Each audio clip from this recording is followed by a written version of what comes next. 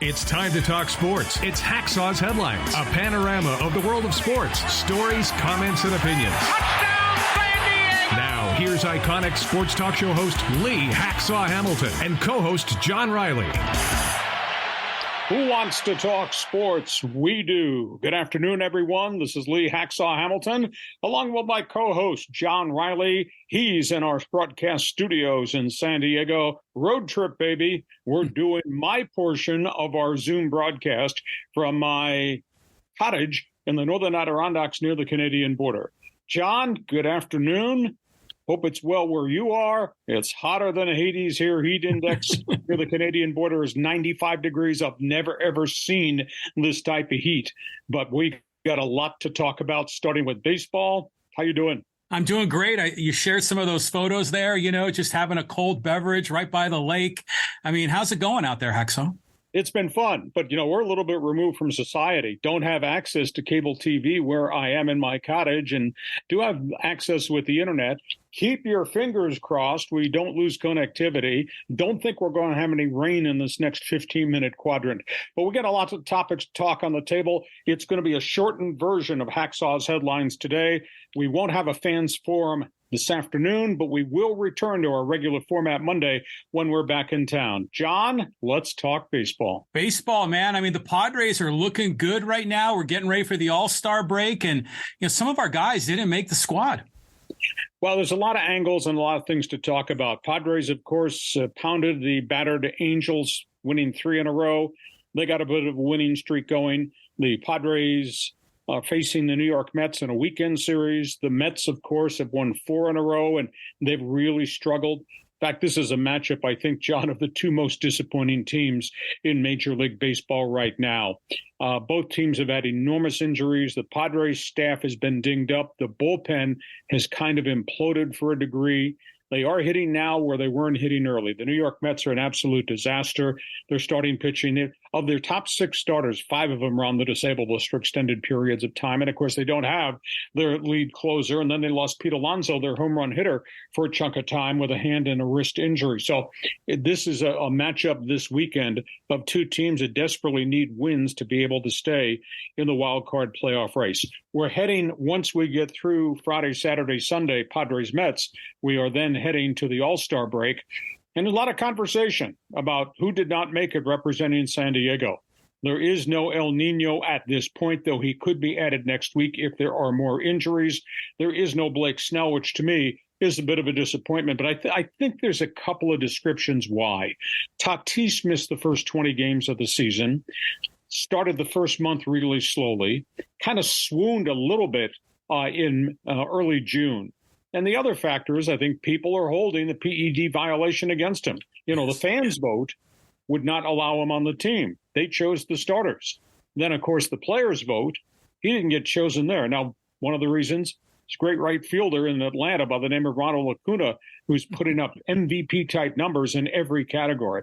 So a little bit surprised Tatis did not get more recognition. Blake Snell, phenomenal month of June, 0.78 ERA, all those great starts combined together.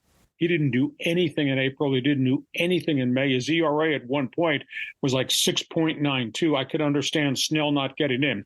If more pitchers break down in the next couple of days, something bad happens on the weekend to a couple of more starters, then maybe Snell gets a phone call. Maybe he still gets to go. But that's my response as to why there is no El Nino and why Snell did not make it to go to his hometown in Seattle for the All-Star game next week. John, your spin. First of all, I'm loving the Padres. I think, are they teasing us again? Are they turning the corner? We got a couple of games where you swept the Angels, which is great. I still think you're right. I think the voters, I think MLB authorities are still holding the PEDs against Tatis, and it's a darn shame. That guy is an electric player, and he deserves to be on that stage. But yeah, we'll see what happens. There's always these last minute replacements as guys sort of bow out with injuries. Okay, on we go. After we get done with the Padres and Mets series, we still got business to wrap up here as it relates to where this team is in the standings. There are 6 games out of the last wild card spot, not the first wild card spot or the second spot, but they're 6 games back of the third one. They need a hot streak, more than 3 wins in a row and then bad outings. It's going to be a big challenge once they come off the All-Star break. But let's see what they do against the Mets. As they say, battle of the two most disappointing teams. All right, now let's talk about the owners. Let's talk about the general manager. That's the next topic on the table. No changes, no firings, no more conversation. In essence, Peter Seidler and A.J. Preller are going to ignore the media and ignore the boos at home. A.J. Preller, very staunch in his support of the roster he put together. Peter Seidler, absolute belief in everything the general manager has accomplished and what the manager is doing in the dugout. Amongst the quotes from Peter Seidler, I value stability. No changes, no firings. I know his Preller's skill set. I know his work of excellence. Bob Melvin, I respect, I trust him. And Peter Seidler's closing comment, we are going to get good. So he has full confidence, and there will be no shakeup. There'll be no dismissals. Doesn't think there'll need to be any radical change on the rosters. In terms of A.J. Preller, Bob Melvin is the guy to lead this team. And by the way, the season is not 82 games. The season schedule is 162. I invested in these players. I believe in these players. These players have a track record. Our focus, in essence, it should be your focus, is getting back in the race. So, John, your response to what Seidler had to say, your response to what Preller had to say. Well, I love the fact that they came out and said something. I mean, Lee, you were calling them out for the lack of leadership. They were kind of in the shadows, not really making public comments. Well, this is what I wanted to hear. And we should have been hearing this months ago when they got off to a slow start. But, they did make some adjustments. Nelson Cruz is gone. There might be a couple more trades. I would expect they're going to go for a DH at the trade deadline. But I like, what Seidler is doing. I mean, dude ponied up all the money. I mean, you can't hate on Seidler. And, he has to show a commitment to his own decision making, rather than panicking at this point. So I like the decisions to come. I like the message, but still there's flaws in this roster that they've got to fix in the next month. And of course, the question is, what do they trade if they think they can rent a veteran DH? What do they trade if they think there's another starting pitcher out there they might need to go get because a chunk of their pitching staff is really dinged up? And by the way, are you willing to go over another luxury tax threshold? Because the implications when you go to the third level are really significant in terms of draft pick loss and in terms of your international signing pool. So that's the bottom line on the Padres. Business as normal starts Friday night against the New York Mets.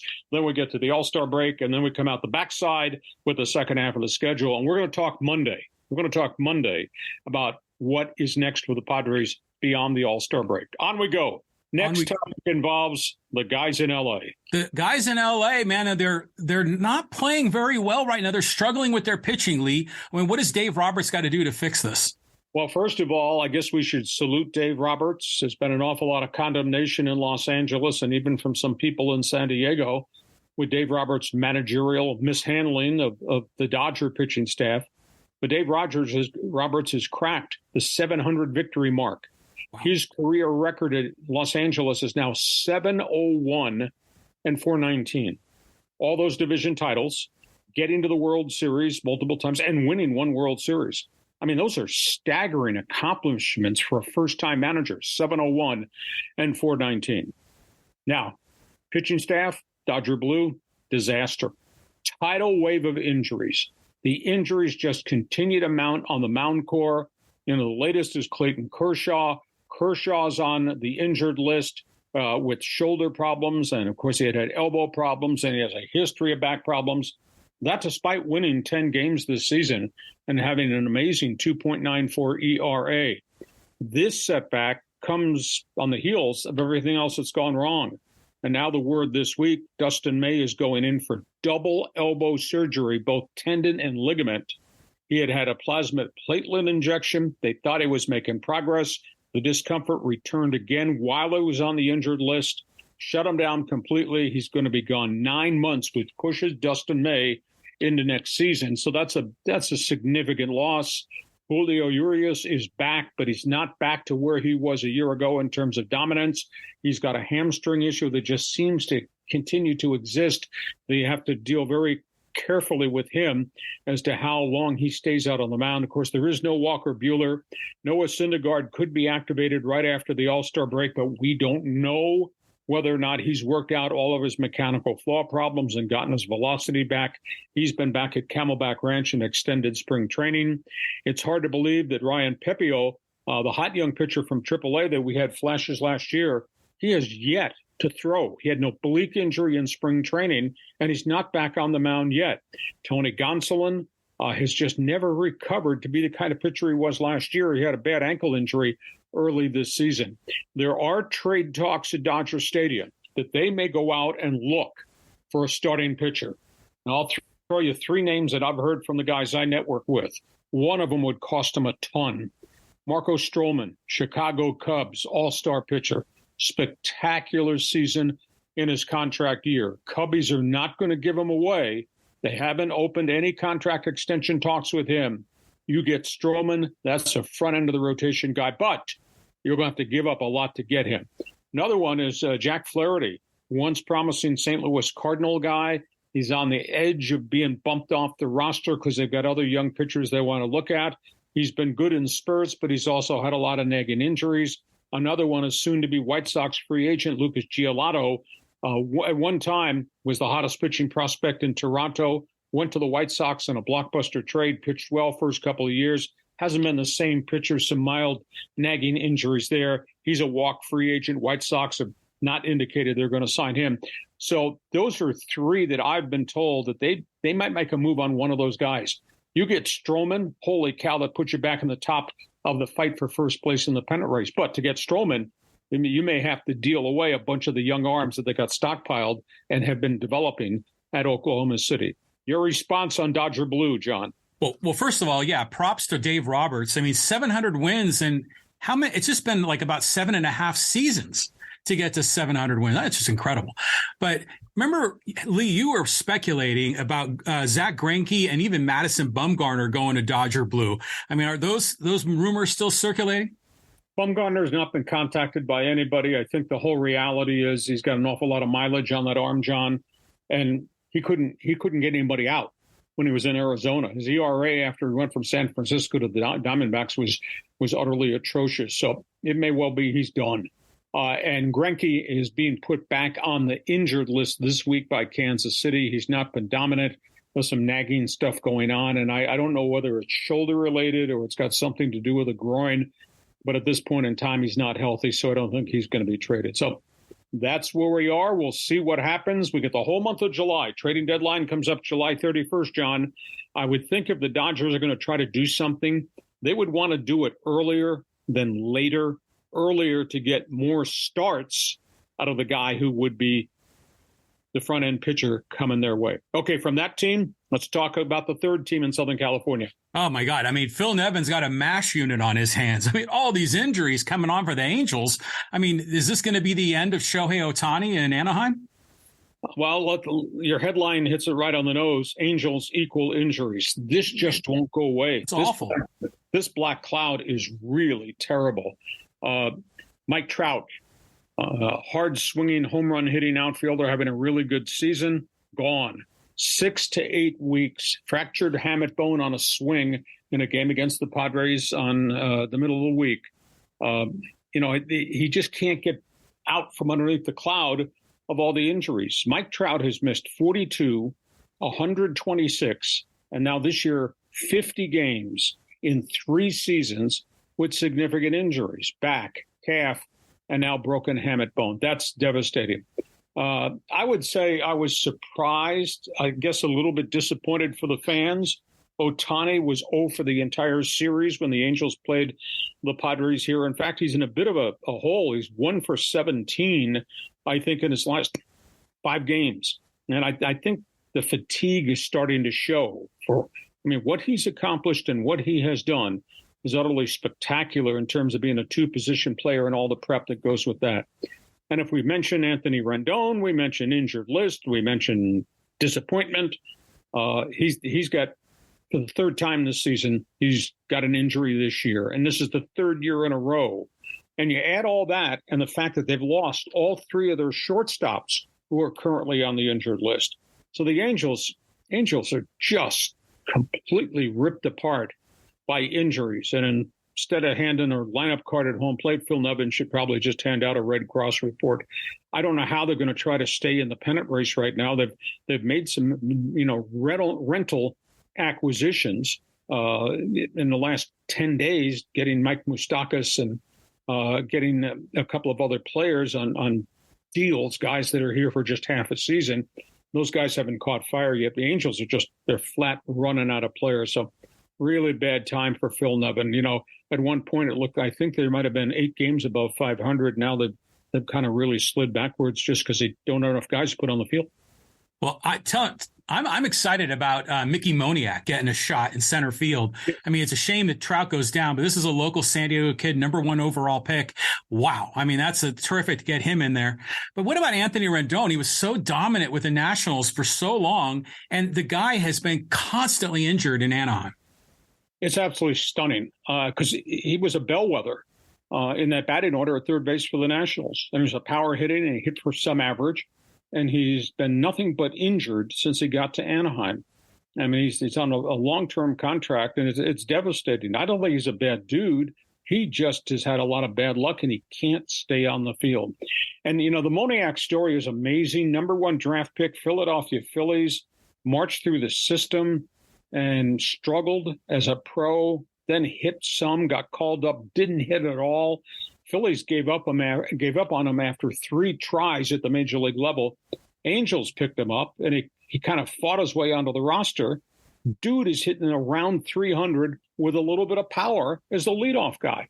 And he had never shown this before. He didn't show it with his 3 stints with the Phillies. And even in the minor leagues, he didn't dominate anybody. In fact, he was very slow out of the gate. But it's kind of cool. It's just, I guess, a case of just growing into the job responsibility. Hey, listen, this is special coverage, a road trip, baby.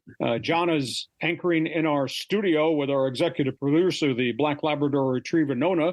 By the way, we're the only podcast that has a mascot in America. And I'm co-hosting from my cottage in upstate New York near the Canadian border. So we're going to cover a lot more topics on the table. John, for everybody that joins us on Thursdays and Mondays, explain to them briefly about how the live stream works and when we get back in studio next week, how they can participate, co-host, in Fans Forum. Yeah, so our schedule is we always do the live streams Mondays and Thursdays at 3. I mean, today's an exception. We're kind of doing this transcontinental podcast, so we're recording it and sharing it later. But yeah, you tune in Mondays and Thursdays on YouTube, Facebook, Twitter. We're doing the live stream where you can get involved in the Fans Forum. Be sure to subscribe wherever you get your podcasts on. We're on all the audio platforms and on Facebook and YouTube.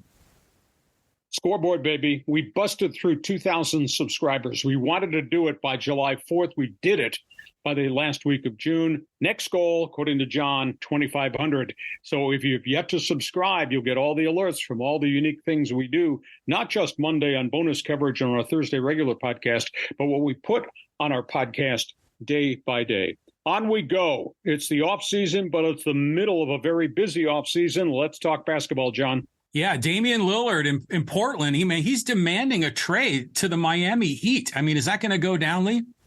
John, this is the first week of free agency. The scoreboard says 33 free agents have signed with new teams in a span of 5 days. There were also 18 trades of draft picks and players. So it's been phenomenally busy. Now the big question, what happens next? Because what just happened in free agency? Kyrie Irving stayed in Dallas. Golden State re-signed Draymond Green. Sacramento re-signed Domantas Sabonis. Milwaukee re-signed Brook Lopez. So a whole bunch of guys that we thought were going to move the first hours of free agency, they elected to stay where they were to take max contracts. Then things changed. Damian Lillard of Portland demanded to be traded. He's had a long run there. He was dissatisfied with ownership's ability to put stars around him. He was upset they didn't trade the third pick in the draft to go get veteran players. He didn't want to be part of a constant rebuild any longer. Lillard wants to be traded, and he's got a full no-trade clause. And the only place I'm going to sign off on is to go to Miami. So Portland and Miami are talking mega trade. Miami's got 4 guards. Portland might take 2 of them. Portland might take, well, they're demanding the center, but I just don't think that's going to happen, that the Heat are going to give up their starting center. They may get a third team involved because Portland wants more than just Kyle Lowry and Tyler Hero or draft picks. They want more established guys. So there may be a third team that comes into the Portland-Miami Damian Lillard trade. The other name that still has not found a landing spot is James Harden. You know, this guy has wanted out of the last 3 places that he was signed to. I think there's a risk involved because he's a guy that has to have his hands on the ball. I don't understand the Clippers expressing interest in James Harden. I've been told that if indeed Philadelphia accedes to his wish and trades him to the Clippers, that Philadelphia wants Terrence Mann, Norman Powell, Robert Covington, and future draft picks for a guy that's 36 years of age and isn't quite the same player. And then if we get James Harden in a Clipper uniform, then you wonder, how does he fit? How does he fit with Paul George? How does he fit with Kawhi Leonard? And then speaking of Paul George, this rumor won't go away out of New York. Clippers and Knicks are talking about a Paul George trade. Now, the Knicks have got more trade parts to use in a deal. And, of course, if the Clippers were to move Paul George off the roster, they'd clear $45 million in cap space, but all the free agents are gone. So there's still a lot of, quote, unfinished business. We may see things fall in place pretty quickly, maybe by this coming weekend or next week. So that's the latest in the NBA. Yeah, I don't like Harden going to the Clippers. That seems like it's going to be disruptive to the chemistry. He's always been part of the big 3 with the Nets and with the 76ers, and it just never seems to work with him in the lineup. I can't imagine it working with Paul George and Kawhi. Yeah, something's got to give in terms of LA. Okay, next topic, we're talking about the teams in Southern California. Yeah, I mean, the Lakers have made some interesting moves around the periphery, around the edges. And yeah, like you said, the Clippers are looking to maybe make a big deal. Let's start with the Lakers. They won free agency. Now, what they did was, and there was a lot of conversation, LeBron James, should he be moved? Kyrie Irving, is he coming? What are the Lakers going to do from the outside to add? And what they did was they took the dollar values they had and they spread it. I mean, they wound up signing 4 free agents. On top of that, they re-signed Austin Reeves, Rui Hachimura, and D'Angelo Russell. And I never thought all 3 of those guys would be back. Quickly, the names on the board. Gabe Vincent, tough guy, defender, Miami Heat, really had a good second half of the season and a postseason. He leaves Miami, comes to the Clippers, 3-year deal. Cam Reddish, outside shooter, 6'8", New York Knicks. Guy can drain threes. Why the Knicks never gave him a chance to play a ton of minutes? They have Julius Randle there. It might well be the reason Reddish gets a fresh start in L.A. Taurean Prince, big wing player, defender, and a three-point shooter, comes from Minnesota. Don't understand the signing of Jackson Hayes out of New Orleans.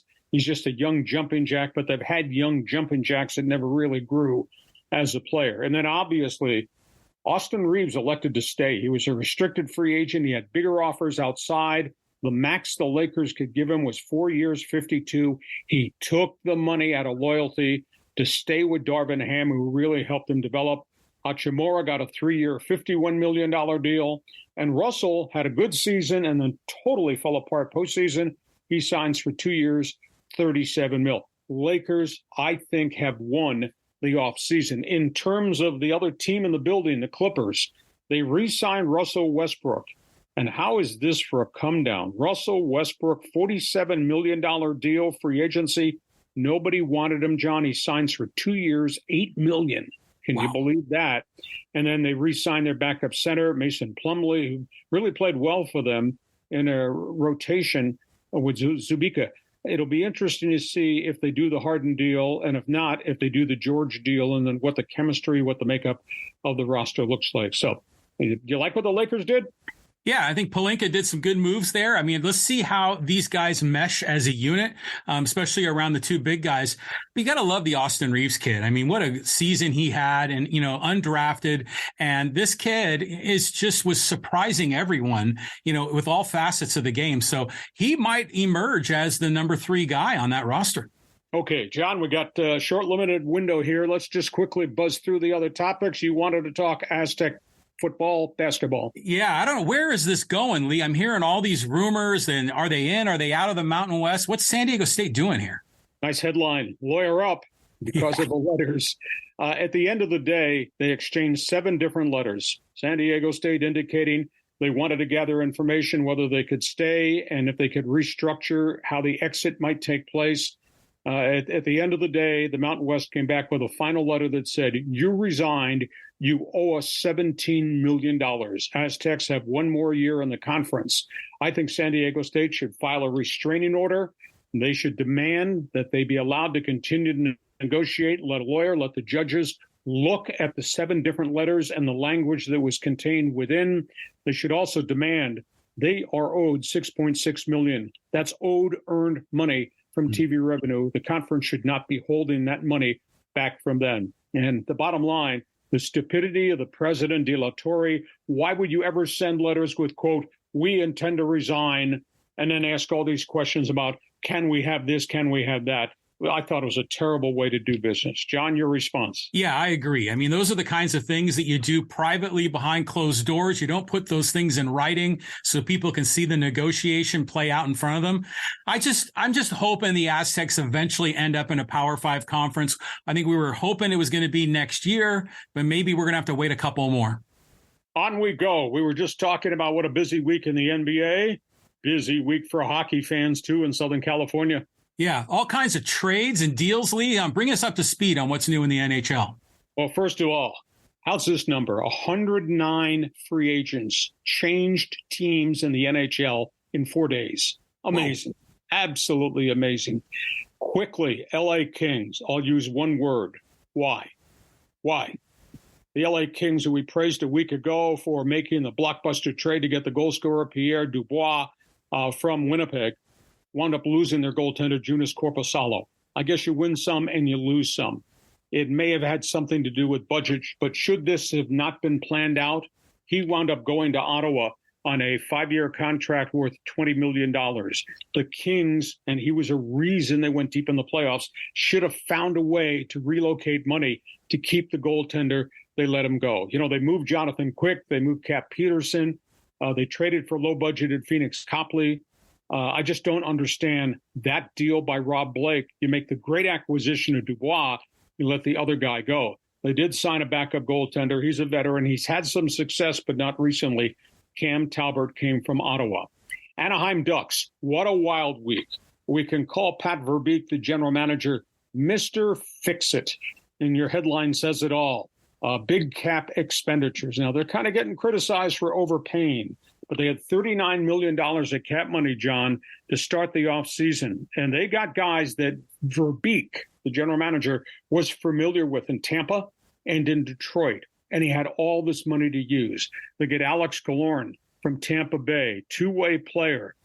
They signed him $6 million a year, which is significant, has 198 career goals. He's a bit of a sniper, but he plays at both ends of the ice. Good acquisition. You had the cap space. They got a wide-body cement block defenseman who's a tough guy, Radko Gudas. Very rugged player. I've watched him bang on people in front of the net, move people away from his goaltenders, stand up for his teammates.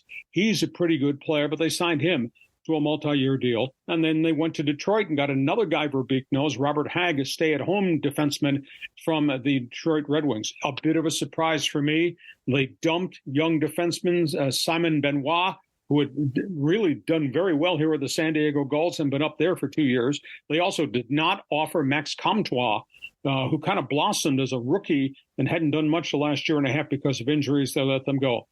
2 things to keep in mind with the Ducks. Could be a trade coming. Ottawa is going to move one of their goal scorers, Alex DeBrincat. He wants a mega contract. He scored 27 goals last season. Ottawa can't pay him. Ducks still have cap money. This guy could be the final fitting piece to go with all the young players that the Ducks have stockpiled. And then the fire they have to find a way to put out involves a superstar goaltender, John Gibson, who was the only thing they had of credibility in the beginning of this rebuild. Not only did he ask for a trade, and now they didn't make the trade, now there's insinuations in Canada he's not going to report to camp and he's never going to put the jersey on again. That's a bad story as it relates to the Ducks if their hand is forced to move John Gibson. I like him. I think he's a leader. He's been besieged.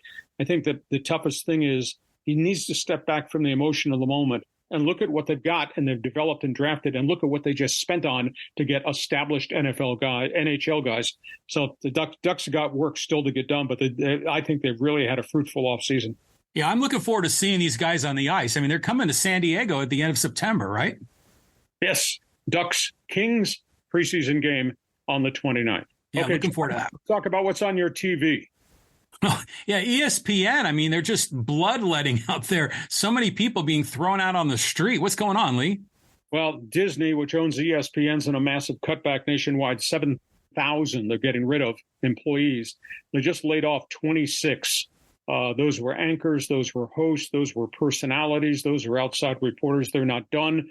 The rumors I get that the next wave of cuts are going to come from all their NFL broadcast teams.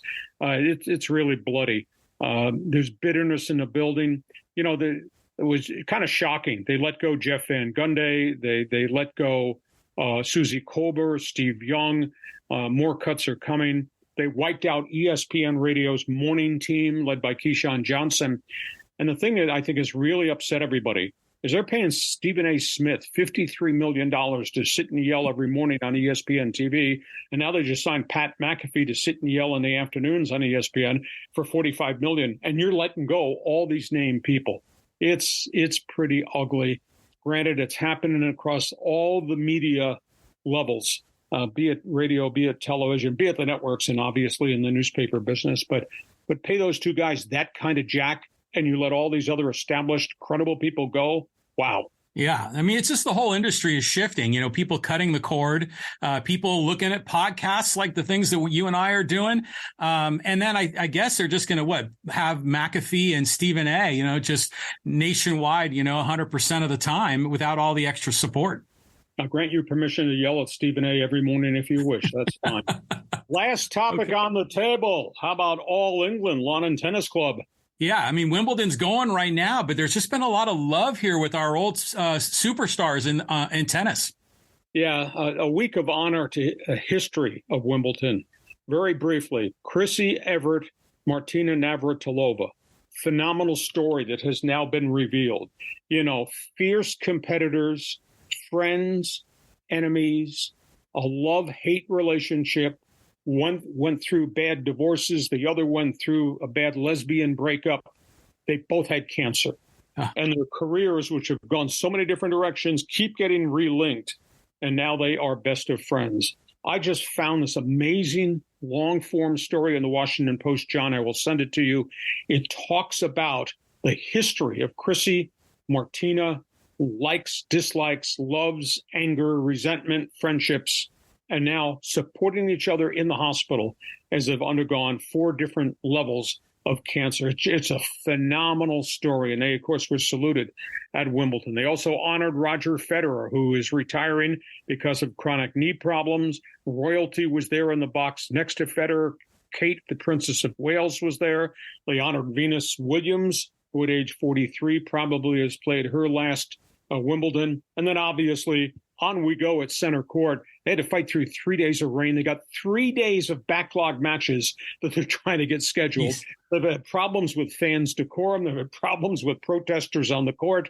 And then you got Djokovic going after his 8th Wimbledon title. The great young female star, Iga Swiatek, it now looks as if she's become the one to beat for years to come in pro tennis. And we even had a 5-set tiebreaker match on Wednesday night, which was an all-time record at Wimbledon. I mean, it has been a wild first week at the All England Lawn and Tennis Club, but the Chrissy Martinez story it's just unbelievable. Yeah, real special. I mean, I remember following them when I was a kid. And, you know, as American fans, we loved Chrissy. And Martina was, you know, kind of this quiet, stoic woman from, was she one from the Eastern Bloc countries in Europe, if I recall? And we didn't really know her much, but boy, did we warm up to her in America the more we learned about Martina, and what a great lady she is on the court. I mean, just a superstar. But it's neat how some players remain linked. If it's not Magic and Bird, it's Chrissy and Martina. Well, it's phenomenal. I interviewed Chrissy Everett one time, a gracious lady, and to see what she's gone through, 2 different types of cancer, has been catastrophic. And so far, so good. She's beaten it. And I met Martina in Cleveland when I worked there. She was 18. She defected from Czechoslovakia, left her family behind, never saw them for 5 years, came here, and was one of the first female athletes to come out publicly that I am gay. And she became a leader of the cause and was embraced by tennis fans.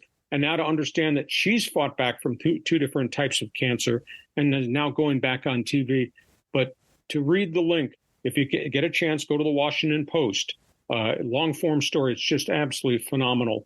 But to read how they have now bonded in their individual fights, now collectively their fights against cancer. It's really heartwarming. Hey, John, before we wrap up our road trip, baby, just remind everybody about subscribing and how they can be part of our Monday and Thursday podcasts. Yeah, so be sure to subscribe, Apple Podcasts, Google Podcasts. We're on all the audio-only platforms.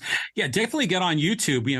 Lee was just talking about, we blew through 2,000, working our way up, and the subscribers there are just booming. So get on YouTube, subscribe, follow, like, share, and subscribe on all the social media platforms. Boy, the numbers on Instagram are just going through the roof, Lee. So we got a lot of Hacksaw fans watching you out there on Instagram.